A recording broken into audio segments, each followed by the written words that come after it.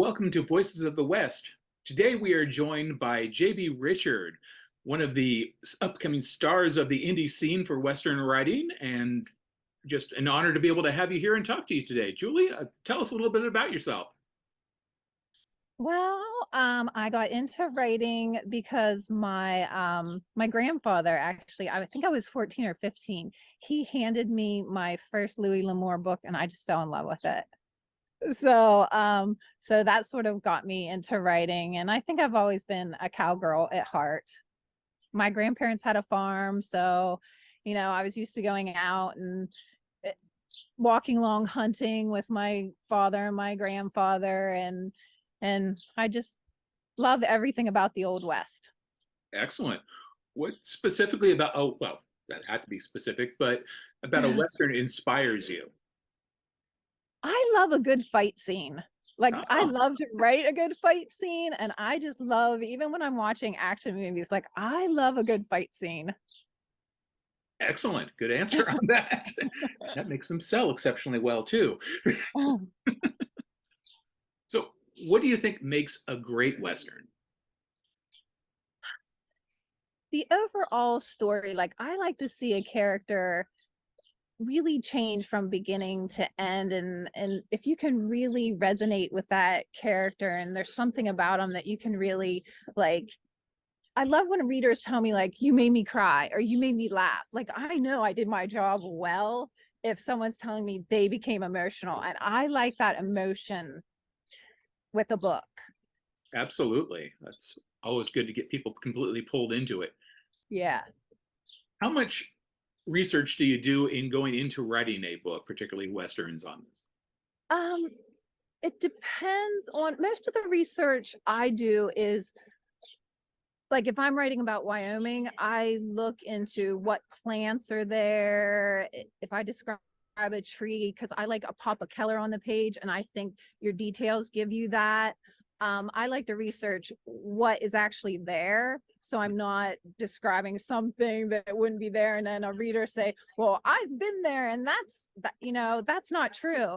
And if I'm not sure, if I can't find my answer, I wrote this one section where I had this person chew on a birch tree that was supposed to be, I think Indians used it for pain, maybe. I can't remember anymore, but I knew birch wasn't in that area. So how I wrote it off was that the Indian was a medicine man and he had traveled out of the area and he had it in his satchel. And that's how this person got it. So I was like, okay, I'm okay. That definitely works around it, yes. Yeah. If you can't travel them to the area, you bring the area to them. Yes. Absolutely. Uh, when did you first know that you had a talent for writing Westerns? Um, I don't know about Westerns, but I remember when I was very young, my sister, who's a year younger than me, she was scared of storms. And so she would always be like, "Can I sleep with you?" And I would tell her these little make believe stories, because she'd be like, "Tell me a story." And I wasn't a good reader as a kid. Like, I really wasn't a good reader.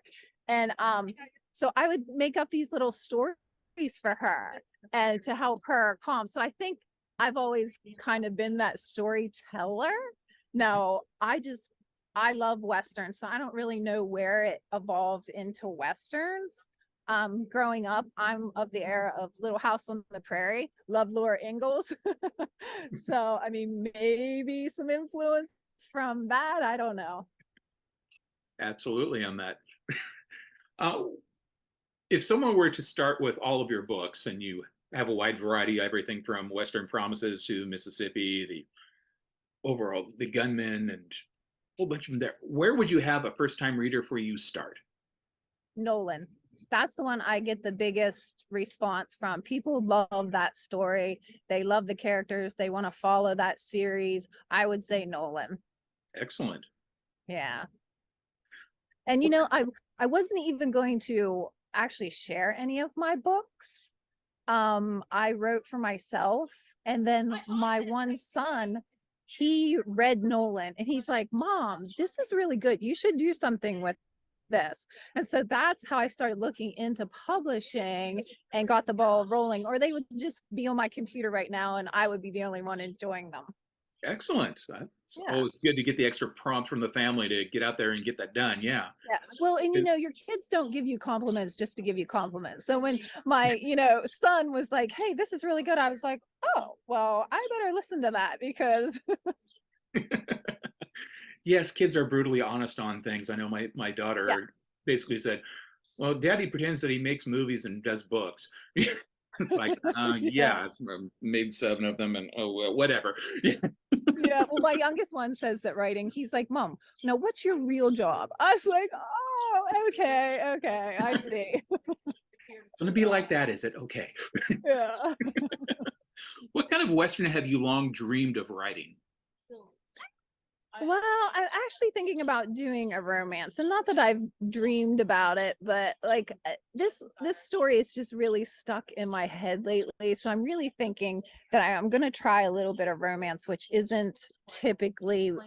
There might be a touch of it in my books, but that's definitely not the core plot. Is not the romance, and so I'm thinking about trying one, and seeing how Oh, that okay. goes. Oh, Western romance has been a very big seller as well. Actually, I went Yeah. to a bookstore the other day. They had like Westerns. They had like one section on like one basic rack there of Westerns. And they had romances, all with cowboys on the front of all of them that took up like 5 racks. And it's like, really? Well, no, no, not quite like that. I would still need my fight scenes. I would still need my good, gritty, You need to shoot people. yeah, yeah, yeah.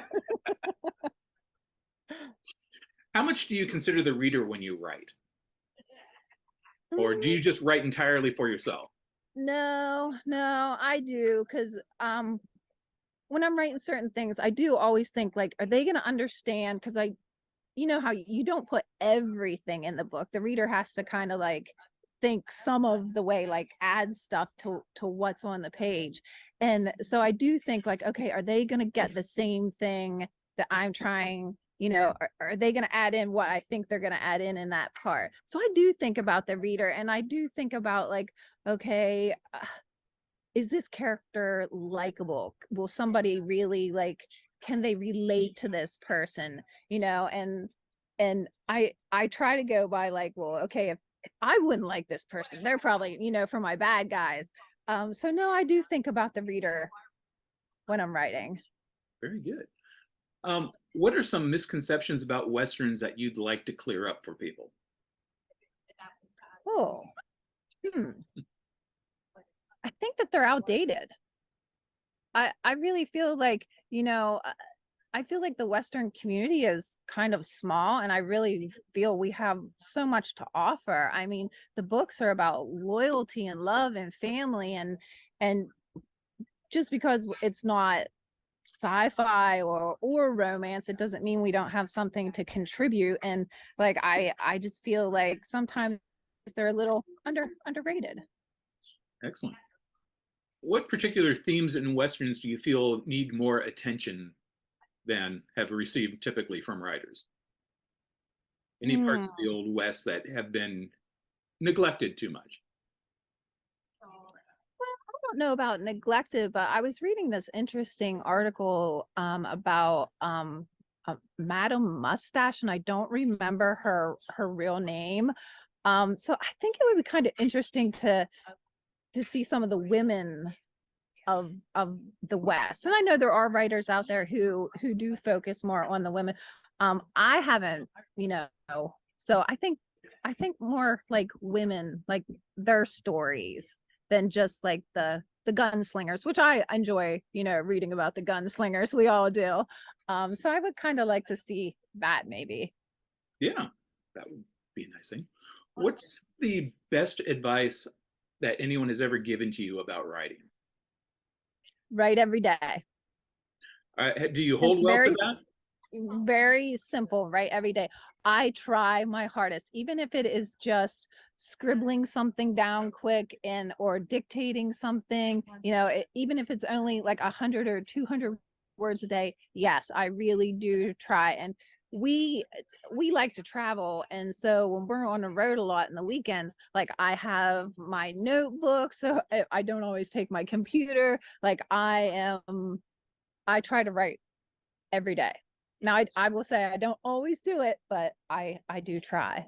That's a very good discipline to be able to hold on to. I've Yeah. never been very good at that at all. Yeah. But yeah, it makes the difference between somebody who's written something and who hasn't, and it's still on the computer. And Hmm. I've Well, and beaten that several times. it just keeps you in that flow. Like, Mhm. and it just, I don't know, I feel like it helps my process and it just keeps me, instead of having to go back and reread and like come back into that moment, like I just keep in that moment and keep the momentum going. If, and like I said, it doesn't have to be a lot each day. I don't set a word count like, oh, I have to get 1,000 or 2,000 or whatever done. It's just whatever I can get done that day. So take me through your overall process for writing a little bit. What creates the inspiration for a book for you? Um, there's all kinds of things. Nolan is actually based on my two grandfathers. Those are those two men put together. Um, so it's mainly people in my life that kind of inspire me. Um, and I don't know why, but I like to write. It's typically father and son relationships, like a loyalty, family. I My kids are a big influence. I was laying in bed one day and my youngest was laying beside me and he's like, Mom, why do you smell like a pancake? And I just kind of laughed and I got a big chuckle out of it. So I actually have that in my one book where the little boy in the story turns to the woman who adopted him and was like, why do you smell like a flapjack? So like I use inspiration from all kinds of places. I was hiking one time and it was a area where there was a lot of pine trees and the needles were on the ground, and all of a sudden I kind of clicked into like, wow, I can't hear myself walking anymore. So in one of my books I put that, like, I think the dead needles deadened his steps, that the bad guys he was after like couldn't hear him. And so like I use that. So everyday stuff, I'll say. So once you get the overall quick inspiration of something, what comes first, the plot for you or a character? I think the character, because I don't really plot out my books. I have a general idea of where I want to go with them, but it's a little more discovery. Absolutely. Do you have like the ending in mind that you aim for, or you just see what happens with the character and put them in the No, situation? I usually have an ending in mind. I usually, and I know like in my series, um, like I know how I want to end the series. So each book is getting me closer to that final thing there in the Western Promises series. So Excellent. So yes, you have the really wide range view of what's going on for it all. yeah. But then in the book, I want each person, like each character, to develop. So I also have an idea of where I want to take each character. Because I have people that tell me like they like this character better, they like this character better, and I do listen because I had someone in the beginning of that series. I had the one young man who's a deputy. I had him with a cattleman's daughter, and a reader said, well, I don't think he's right for her, like she's too uppity for him, blah blah blah blah. And I was like, okay. So I ended up breaking them up from this feedback and giving him somebody a little more gritty. That So That seems to fit I the do think character so. better. Yeah, Yeah, nice. yeah. Do you ever have the characters tell you to go back and rewrite the last two chapters you wrote? Because I wouldn't do that. Yes. Yes. Um, my editor actually knows these characters so well by now that she will email me and say, Julie, there's no way this person would say this. You need to change this. I know this character. Like, no. And it's funny because it's typically parts where I will, as I'm writing it, I'm like, I don't know. Like, would he say that? Wouldn't he say that? Like, I'll just test the waters. And then usually my editor's real good about being like, nope. Like, there's no way that person. I was like, okay, like I already had that in the back of my mind, but I wanted to see. So, and I don't tell her ahead of time. Like, I just let it go and see if she kind of picks out the same parts that I do, where I'm like kind of questioning things. And she typically does. Good editor. That's a valuable Yeah. thing to find. So what has your Yes, experience been on being a indie writer? You got a good team of an editor, you've got things going along there. I What's do. I do. You really have to find a good team because it's not just you getting things done. It is a real team. And I think the part I struggle with the most, because right now I have a wonderful cover designer, I have great editors. That part of the team, like I feel like I have set.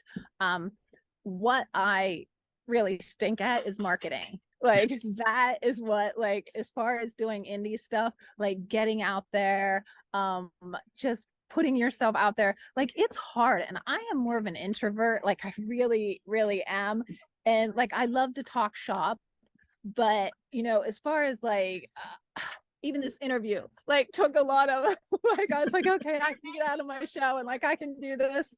Like it's hard to get out there and market, and because I'm not that kind of person to be, I think that's the hardest part. don't want the life on the road going from one book signing to the next one? Uh, No, I've done book signings, but we have a local barnyard here that does like a pumpkin patch and rides and stuff. And each year, our local it's called the Stone Arch Players. They come and do a play of one of my books. And like I have to get up in front of everybody and announce it and tell like a quick, brief, synopsis of what it's about before the play starts. And oh my gosh, my face is red, my heart's beating, and I'm sweating. And every year I'm like, okay, try not to be sick before you get up and get in front of these people. Yeah, getting in front of people it's tough, but I know we have to do it, especially indies. Absolutely. Yeah, it's you are pretty much what makes it sell and what keeps it selling on Mhm. things. And you've had a Yeah. pretty good experience so far, if it all looks like, because you've got some very good number of books running out there. Yeah. I think 10 published now, 11 just came back from developmental editing. So I have just some things to read over there. I'm almost done with book 12, and I have 13 and 14. Like I have them in my head, and I quick rough draft them down. So I'm moving along. Good, excellent. Yeah. What would you have as advice to up and coming writers that, well, this is, you had a write every day, but specifically, what bits of advice would you give to a young writer wanting to get started? Find the right people to work with, because once you find, like, my editors are just, and even my cover designer, like they're just priceless. Like there's just things that I kind of rate myself on a scale of like, can I do this, can I do this, do I have time to do this? And the things that I don't, like, I don't want to edit my own book. I've read it so many times. You skip over stuff. Like that's something I don't want to do. And, I'll be honest, like I'm a comma queen. I will put commas after everything. So my editor's always like, nope, nope, nope, nope, nope. Um, so like there's certain things that I just feel like you need those professional people that they know way more than me to get it done and do it right, especially as an indie, because I want my book compared to that person who is traditionally published and everything looks great about it. I want them to pick up my book and say this book is just as good, if not better. Absolutely. Yeah. How do you feel that Westerns are best promoted to today's audience? I'm sorry, can you say that again? There's some. Sure, no problem. You got people in the background. Yeah. um, what do you feel? How do you feel Westerns are best promoted to today's audience? Oh, I've never done a book trailer, but I kind of like that, like explosive, like I like the sunset look. Um, the silhouette look. Like, I think those things are really eye-catching and popping, and I think with a good, quick, bam tagline with something like that, I think that can draw anybody's eye in. Absolutely. That and putting that up on social media everywhere for everyone to look at and dragging them Yeah, over to you so that they buy more yeah, books are always a good thing. yeah. Right, and if you hear gunshots in it, who isn't gonna stop and look at that, right? Oh, absolutely. Sunset, horses, and gunshots, and you're basically Yeah. there. So, where can people find out more about you? jbrichard.com. Very good. Yep. And you're up on Amazon and just anywhere else selling? Amazon and Kobo, like the ebooks are, I'm trying to think, Apple, Kobo, Barnes and Nobles. There's a couple of them that the Oh, ebooks are all on, but the paperback's all on Amazon. excellent. Well, thank you so much for coming along and being interviewed today. I appreciate you taking the time out of the day. Yeah, thank you for having me. Yeah, hopefully, you'll be hearing more out of you soon. Looking forward to the next books coming out. Thank you.